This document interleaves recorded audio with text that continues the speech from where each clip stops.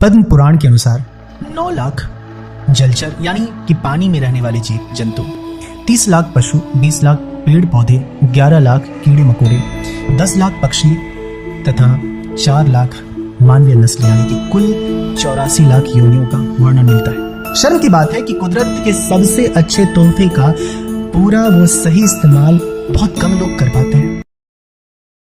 पद्म पुराण के अनुसार 9 लाख जलचर यानी कि पानी में रहने वाले जीव जंतु, 30 लाख पशु, 20 लाख पेड़ पौधे, 11 लाख कीड़े मकोड़े, 10 लाख पक्षी तथा 4 लाख मानवीय नस्ल यानी कि कुल 84 लाख योनियों का वर्णन मिलता है। अगर देखा जाए तो दुनिया के सभी प्राणियों में मनुष्य शारीरिक रूप से सबसे कमजोर है। ऐसा क्यों?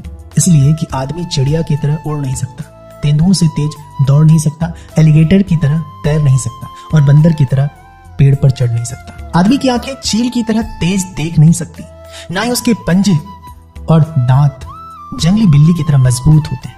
जिस्मानी तौर पे देखा जाए तो आदमी बेहद लाचार और असुरक्षित होता है।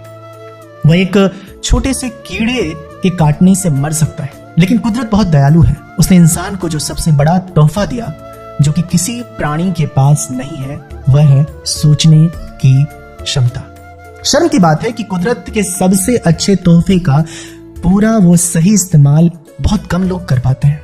इसलिए दोस्तों, हम तभी सबसे समझदार प्राणी कहलाएंगे जब हम कुदरत के इस वरदान का सदुपयोग करेंगे।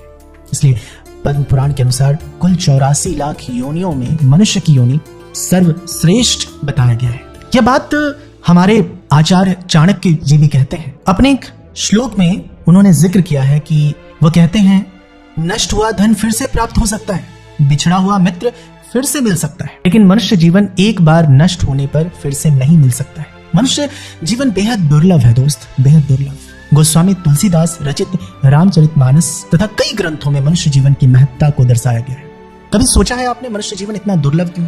ऐसा इसलिए है क्योंकि 84 लाख योनियों में से केवल मनुष्य के पास ही दिमाग यानी सोच समझकर काम करने की क्षमता है।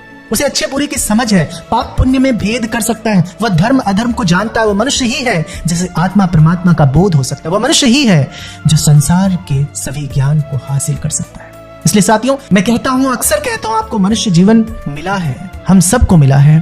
इसका सही इस्तेमाल करना होगा, अपने जीवन को सफलता के रास्ते पर ले जाएंगे, जिसके लिए ईश्वर ने हमको भेजा है, हम सबको भेजा है। जीवन में कुछ भी बदलना है, कुछ भी करना है, सबसे पहले एक बदलाव आपको अपने अंदर करना होगा, तभी आप दुनिया को बदलते हुए देख सकते हैं या बदलने की हिम्मत कर सकते हैं। इसलिए मैं कहता हूं, बदलाव की शुरुआत आपसे होगी, बदलना आपको है। बहुत बहुत शुक्रिया, धन्यवाद, थैंक यू सो मच।